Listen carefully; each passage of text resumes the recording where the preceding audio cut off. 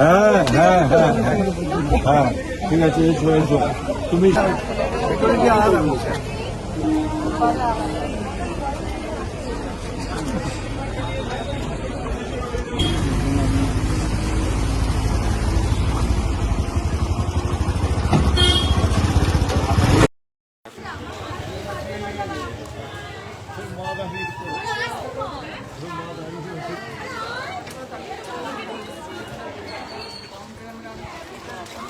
আরে এইখান থেকে তো উঠবে, ঢুকিয়ে নানুন না।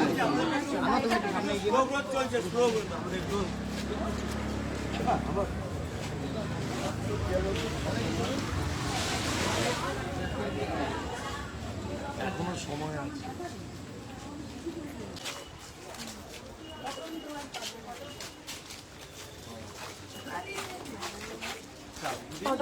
একটা ছবি তুলে নিন দিদি।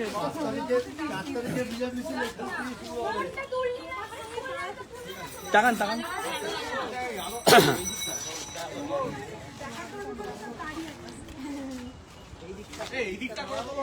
এই দিকটা করে মুখটা করলে ভালো।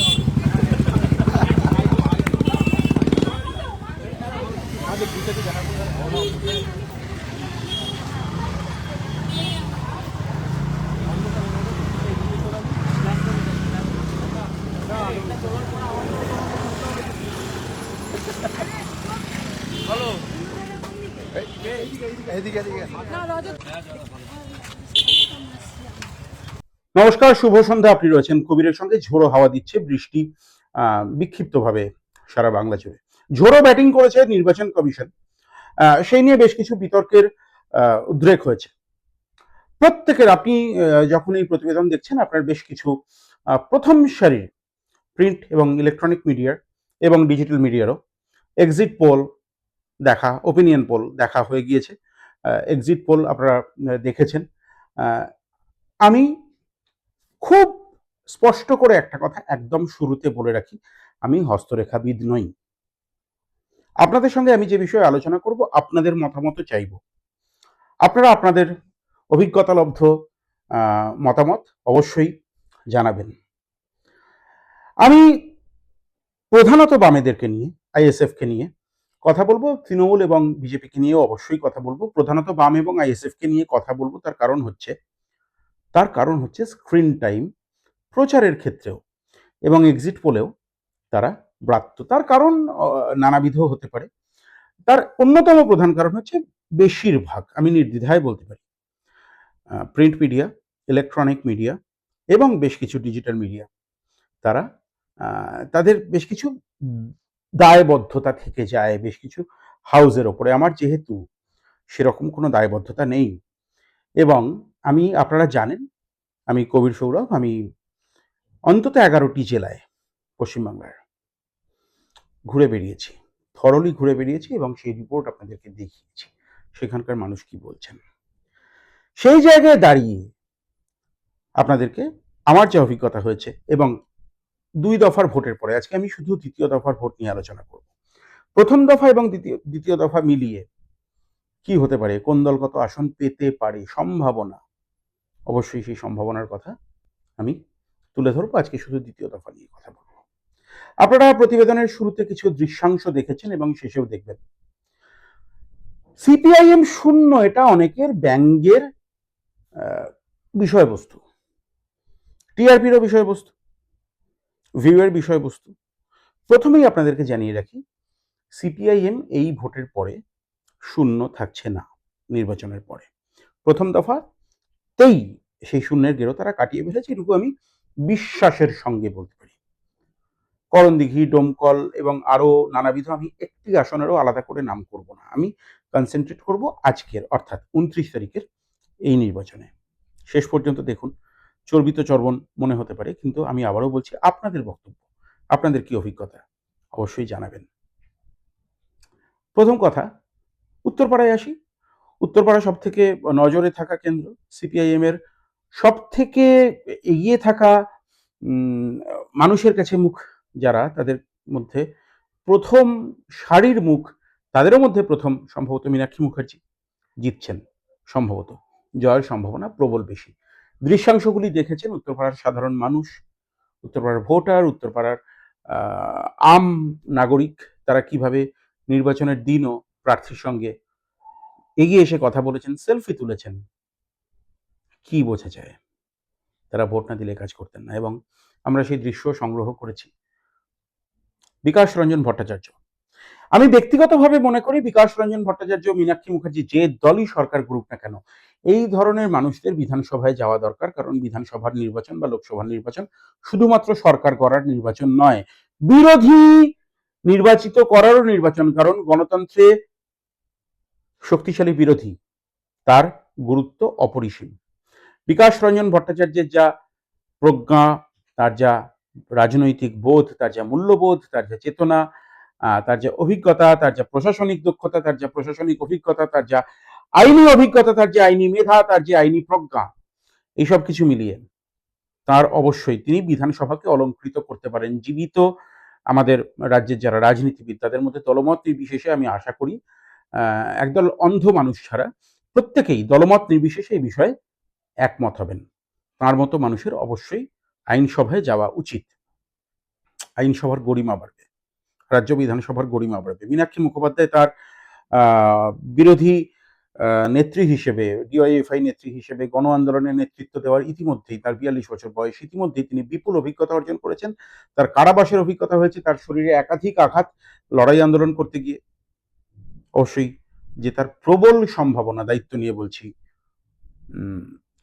এরপরেই চলে আসবো পানিহাটি কেন্দ্রে, কলতান দাশগুপ্ত, আরজি কর আন্দোলনের অন্যতম গুরুত্বপূর্ণ মুখ।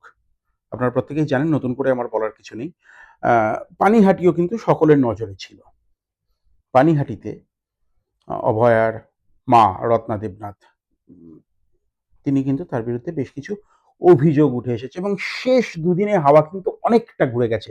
অভয়ার মা রাজনীতিতে প্রবেশ করার সঙ্গে সঙ্গে, আমি বারবার করে বলেছি, তার কন্যার হয়ে, তার কন্যাকে নিজের কন্যা মনে করে, নিজের বাড়ির মেয়ে মনে করে, তার বোন, নিজের বোন মনে করে, দিদি মনে করে, বন্ধু মনে করে, যে আপামর মানুষ সারা পৃথিবী জুড়ে, বাঙালি অবাঙালি, পথে নেমেছিলেন।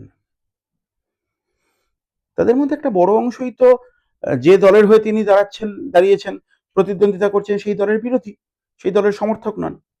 তারা রিলেট করতে পারছেন না। একটা মেজর সেটব্যাক হতে পারে কিন্তু।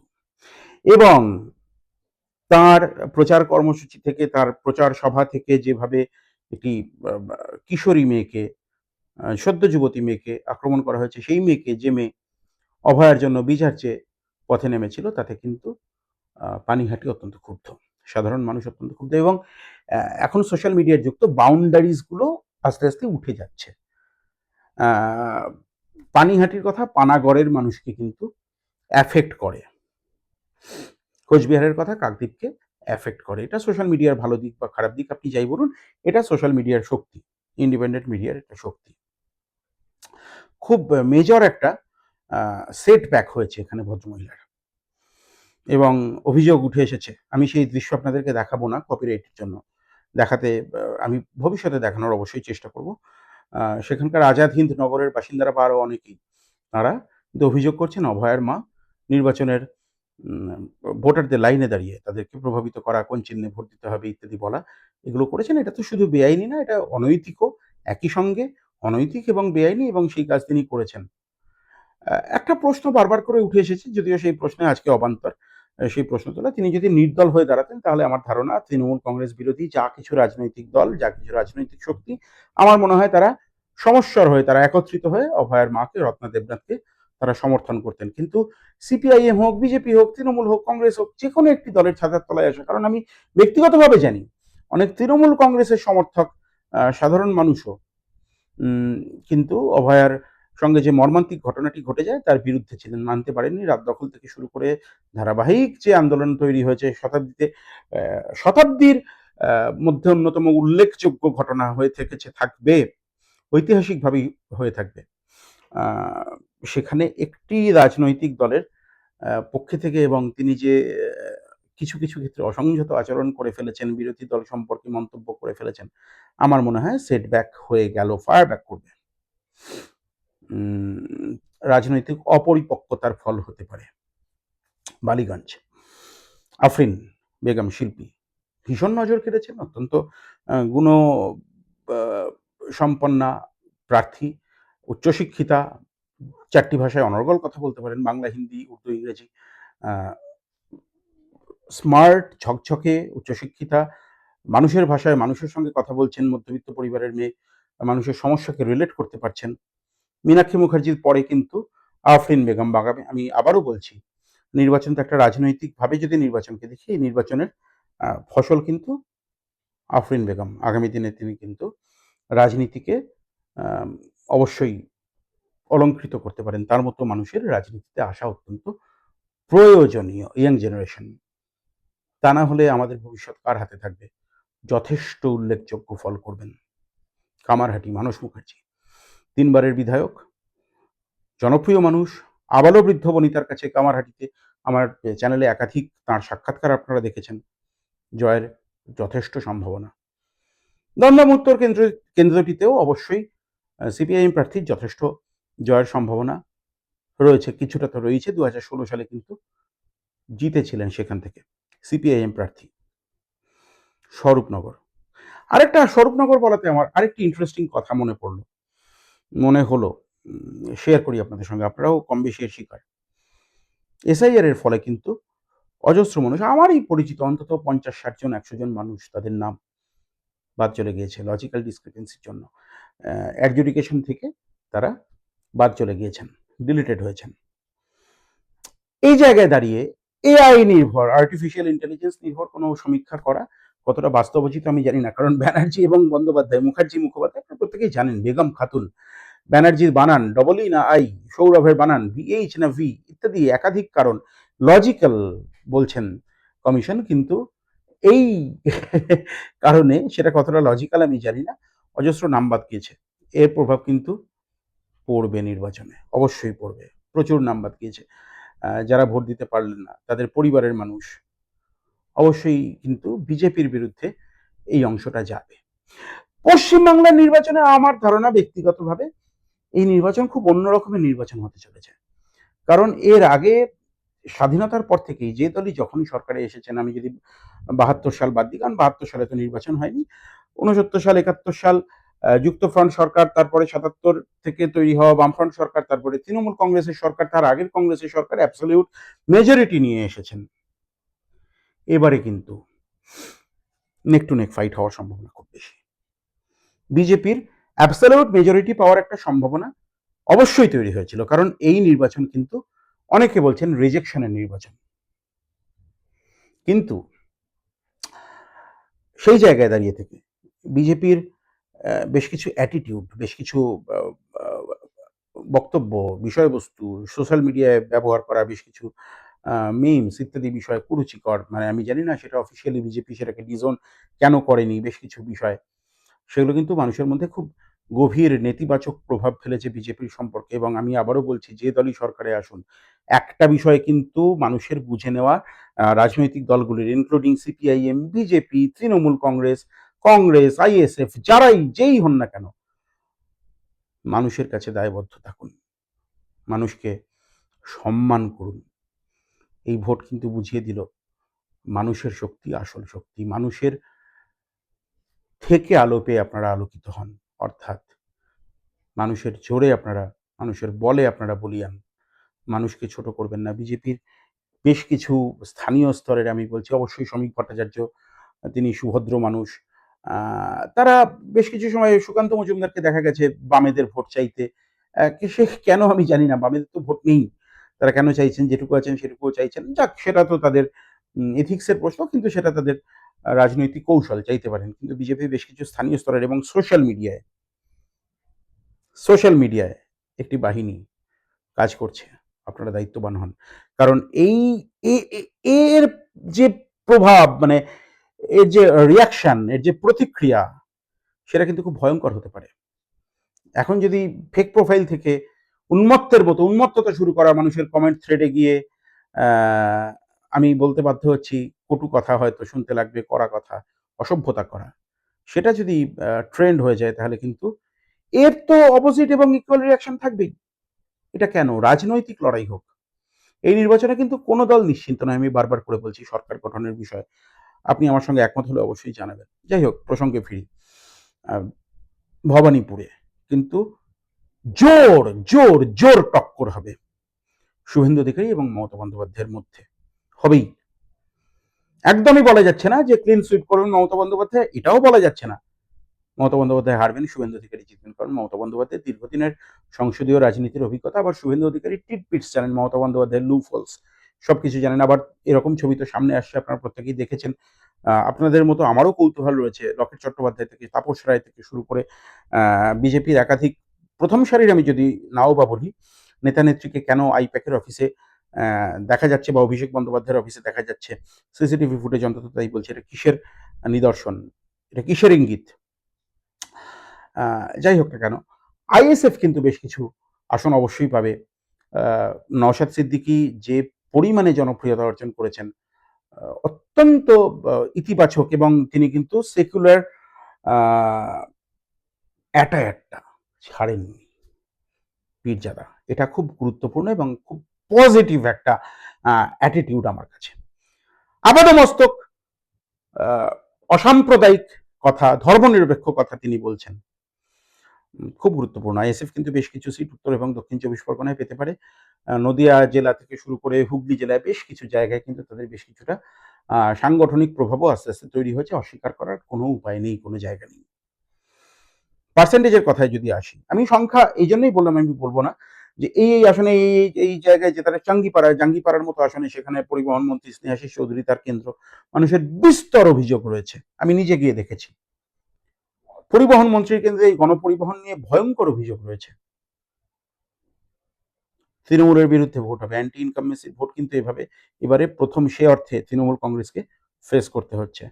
এবং তৃণমূল কংগ্রেস কিন্তু অনেকটা তাদের বডি ল্যাঙ্গুয়েজ, তারা কিন্তু ভীষণভাবে হাল ছেড়ে দেওয়ার একটা জায়গায় আছেন। আবার বিজেপিও খুব কনফিডেন্ট হতে পারছেন না, এবং বিজেপি গ্রাসরুট লেভেলে তো সে অর্থে সংগঠন নেই। সেই সংগঠন তারা কিভাবে গড়বেন সে তো তাদের ব্যাপার। আমার ধারণা পলিটিক্যালি বিজেপি এর রাজ্যে, বিজেপির যে ইডিওলজি, পলিটিক্যাল রাজনৈতিক যে আদর্শ, পলিটিক্যাল ইডিওলজি, সেটার সঙ্গে আমি এখনো বলছি, বিজেপি যদি 4 তারিখ সরকার গঠনও করে, মেজরিটি পায়, আমি ধরে নিচ্ছি, অনেকে আবার এই আশঙ্কা প্রকাশ করছেন যে তৃণমূল যদি 150, বিজেপি যদি 100 আসন পায়, বাকি এমএলএদেরকে তারা কিনে নিয়ে সরকার গঠন করতে পারেন। সেই ইতিহাস রয়েছে, অতীত আমাদের সেই শিক্ষা দেয়। কিন্তু পলিটিক্যাল ভোট বিজেপির কিন্তু রাজ্যে এখনো আমি বলবো যে সোশ্যাল ফেব্রিক সেই অর্থে খুব বেশি নয়। অতএব সংগঠন গড়ে তোলাটা, সংগঠন ছাড়া কিন্তু বারবার কিন্তু হাওয়ায় ভোট হয় না, বারবার আন্ডার কারেন্টে ভোট হয় না। এবং বিজেপি যে ভোটটা পেয়েছে সেটা কিন্তু সম্পূর্ণভাবে তৃণমূল বিরোধী ভোট। কারণ অস্বীকার করার উপায় নেই, একটা বড় অংশের মানুষ এখনো সিপিআইএমকে বা বামেদেরকে বা আইএসএফকে, আমি সিপিআইএমকেই বলছি, কারণ তারা প্রধান বাম দল, সব থেকে বড় বাম দল শরিক, তারা বিশ্বাস করতে পারছেন না, হয়তো এখনো পারেননি একটা বড় অংশের মানুষ, যে সিপিআইএম জিততে পারে। এইবারের নির্বাচনের পরে কিন্তু 2021 সালের নির্বাচনে সেই ছবিটা আমূল বদলে যেতে পারে। কারণ সিপিআইএম, আমি আবারও বলছি, 2 অঙ্কের আসন সংখ্যা নিয়ে তারা কিন্তু বিধানসভায় প্রবেশ করবেন, এবং বেশ কিছু ভোকাল, পলিটিক্যালি সাউন্ড এমএলএ তারা কিন্তু পেতে চলেছেন। পান্ডুয়া অত্যন্ত গুরুত্বপূর্ণ আসন, জাঙ্গিপাড়া হুগলি জেলার কথা আমি বলছি, আমি রায়গঞ্জ কেন বলবো না, রায়দিঘি আমি কেন বলবো না, কান্তি গাঙ্গুলির পুত্র সেখানে দাঁড়িয়েছেন, কান্তি গাঙ্গুলির সেখানে একটা স্ট্রং হোল্ড রয়েছে। প্রথম দফার আসনগুলো কিন্তু আমি ছেড়ে দিয়ে কথা বলছি, প্রথম দফা নিয়ে পরে আপনাদের সঙ্গে কথা বলবো। আমার বক্তব্যের সঙ্গে আপনারা একমত কিনা অবশ্যই জানাবেন। এরপরে দমদমে ময়ূক বিশ্বাস জোর লড়াই করেছেন পূর্ব বর্ধমান জেলায় আমি যদি আসি, রায়না, খণ্ডঘোষ, জামালপুর, পূর্বস্থলী, উত্তর, এই চারটে বিধানসভা কেন্দ্রেই বামেদের উল্লেখযোগ্য ফল হবে। হার জিতের প্রশ্নে আমি যাচ্ছি না, চারটে কেন্দ্রেই তারা জিততে পারেন, চারটে কেন্দ্রেই হারতে পারেন, কিন্তু উল্লেখযোগ্য ভোট বৃদ্ধি হবে। আবারও বলছি, পূর্ব বর্ধমান একটা সময় বামেদের দুর্গ ছিল, অভেদ্য দুর্গ। সেখান থেকে তারা সেই জমি হারিয়েছেন। রাজনৈতিকভাবে বেশিটা সংগঠন দুর্বল হয়েছে, যদিও 2016 নির্বাচনে সেখান থেকে তারা আসন জিতেছিলেন দুটি। বেশ কিছু আসনে রায়নায় তারা 448 ভোটে হেরেছিলেন, মন্তেশ্বরে 951 মতো ভোটে হেরেছিলেন, খণ্ডঘোষে খুব সামান্য ভোটে হেরেছিলেন। কিন্তু তৃণমূল কংগ্রেস কিন্তু এবারও ক্লিন সুইপের জায়গায় পূর্ব বর্ধমান জেলায় নেই। বর্ধমান দক্ষিণ বিজেপির জয়ের একটা সম্ভাবনা থেকে যাচ্ছে, বর্ধমান উত্তর কেন্দ্রে বিজেপির জয়ের একটা সম্ভাবনা কিন্তু থেকে যাচ্ছে বেশ কিছু জায়গায়। সরকার বিরোধী vote, strong anti incumbency vote, অজস্র অভিযোগ তৃণমূলের বিরুদ্ধে মানুষের, তারা কোনো ফর্মিডেবল অপোনেন্ট খুঁজে পাচ্ছে না, এবং বিজেপিকে যে মানুষ অন্ধভাবে বিশ্বাস করতে পারছেন না তৃণমূলের বিরোধী হিসেবে, আমার ধারণা এখনো পর্যন্ত ভুল হতে পারে, অবশ্যই ভুল হতে পারে।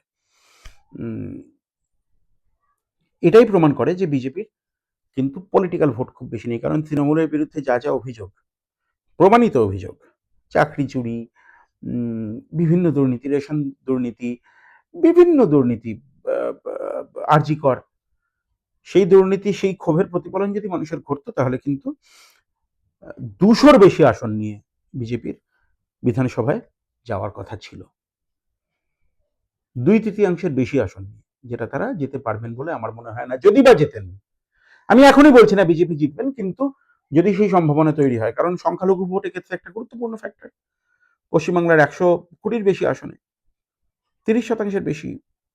আমি রাজনীতির পাটিগণিতের অংশটায় কথা বলছি, দর্শনের জায়গাটায়, ভূগোলের জায়গাটায়, ইতিহাসের জায়গাটায় সেসব বলতে গেলে অনেক দীর্ঘ আলোচনা হয়ে যাবে। আমি শুধু পাটিগণিতের কথা বলছি, যদিও নির্বাচন শুধু পাটিগণিত নয়।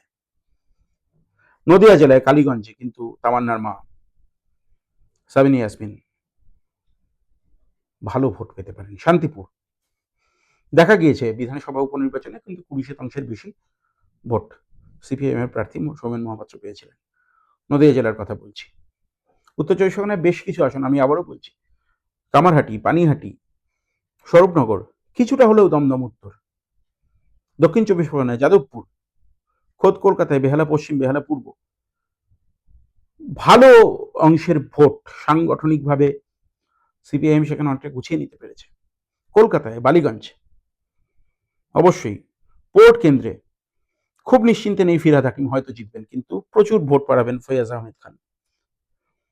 আসন সংখ্যার নিরিখে শুধু না, প্রাপ্ত ভোটের শতাংশের নিরিখেও কিন্তু বামেরা এবার 2 অঙ্কের কথা তো ছেড়েই দিলাম, 15-20% বেশি আসন, মাফ করবেন, শতাংশ ভোট পাওয়ার যথেষ্ট সম্ভাবনা রয়েছে, যথেষ্ট সম্ভাবনা রয়েছে। 2031-এ কিন্তু হয় বিজেপি না হলে তৃণমূল, যে কোনো একটি শক্তির বিরুদ্ধে বামকে লড়তে হবে, কারণ বিজেপির রাজনৈতিক জমি এ রাজ্যে খুব শক্তিশালী নয়। প্রধানমন্ত্রী নরেন্দ্র মোদীর এ রাজ্যে এসে আসা, তার বক্তব্য, তার বিষয়বস্তু, একাধিক মুখ্যমন্ত্রী, 27টি রাজ্যের কার্যকর্তা, কারিয়াকর্তা ওনারা বলেন বাঙালির সেন্টিমেন্টের সঙ্গে। এবং আরেকটি বিষয় বিজেপির বিরুদ্ধে যেতে পারে, নির্বাচন কমিশনের কিছু কিছু ক্ষেত্রে অতি সক্রিয়তার অভিযোগ আমরা বিভিন্ন জায়গা থেকে পাচ্ছি। সিআরপিএফ জওয়ানরা তারা নাকি ভোট প্রক্রিয়াকেও বিভিন্নভাবে প্রভাবিত করার চেষ্টা করেছেন। আমি ভোটারদের প্রভাবিত করেছেন বলছি না, এরকম অভিযোগ আমরা পেয়েছি। প্রিজাইডিং অফিসারের কাজেও তারা হস্তক্ষেপ করার চেষ্টা করেছেন বিভিন্ন সময়, ভোটের গতি ইত্যাদি, ভোট প্রক্রিয়া চলা ইত্যাদি বিষয়। এবং উত্তরপ্রদেশ থেকে বিভিন্ন জায়গা থেকে, দেখুন, নির্বাচন কমিশনকে যদি গুন্ডা দমন করতে হয়, অভিযুক্ত গুন্ডা দমন করতে হয়, তাহলে উর্দি যাদের আছে, বেঙ্গল পুলিশ হোক, সিআরপিএফ হোক, যাই হোক, সেই উর্দিকে ফ্রি হ্যান্ড দিলে সেটাই কিন্তু যথেষ্ট। উত্তরপ্রদেশ থেকে নিয়ে আসা এই বিষয়টা কিন্তু, সিংহম বলে যে ভদ্রলোক, এটা কিন্তু অনেকে ভালোভাবে নিচ্ছেন না। এর কি ইঙ্গিত? বাঙালি অস্মিতায় এর আঘাত লাগছে না? বিজেপি কিন্তু এই বিষয়গুলোতে অবশ্যই তাদের ওয়ার্কআউট করা উচিত ছিল, তাদের এজেন্সি আছে, সবকিছু আমি জানি না, তারপরেও তারা বেশ কিছুটা আসন পাবেন, কারণ তৃণমূল বিরোধী হাওয়াটা প্রবল এবং সব জায়গায় আমি আবারও বলছি শূন্য শূন্য শূন্য শূন্য বামেদেরকে বলে সিপিআইএম সম্পর্কে বলে এমন একটা আবহ তৈরি করা হয়েছে এবং সেটা তো সত্যি আসন সংখ্যার নিরিখে তো তারা শূন্যই। মানুষ সব জায়গায় বিশ্বাসযোগ্য প্রতিপক্ষ মনে করেননি। এই ভোটের পরে সে কথা বলার উপায় থাকছে না। অবশ্যই আমি বলবো 2 অঙ্কের বেশি তো বটেই, 20-র বেশি আসন নিয়ে আমি সংখ্যার কথা এখনই নিশ্চিতভাবে বলবো না। আরেকটু ওয়ার্কআউট করবো, তারপরে হোমওয়ার্ক করে আপনাদেরকে বলবো। নিয়ে কিন্তু সিপিআইএম এই বিধানসভায় প্রবেশ করবে বলে আমার ধারণা। আপনি একমত কিনা আপনি জানাবেন। বেশ কিছু দৃশ্যাংশ দেখেছেন, সেখান থেকে কি অনুভূতি পাচ্ছেন, কি মনে হচ্ছে আপনাদের সেটা অবশ্যই বলবেন। এবং এত অংশের মানুষ ভোট দিয়েছেন, 90%-এর বেশি, 95%। তার কারণটা যতটা না দলীয় রাজনৈতিক, তার থেকে বেশি করে মানুষ অস্তিত্বের সংকটে ভুগেছে বলেই দিয়েছেন বলে আমার ধারণা। যদি ভোট না দিই আমি বেনাগরিক হয়ে যেতে পারি। এই প্রবণতা কার পক্ষে যাবে বলে আপনি মনে করছেন? সঙ্গে থাকুন, যারা প্রথমবার এই চ্যানেলে আসেন, যদি ভালো লেগে থাকে সাবস্ক্রাইব করবেন।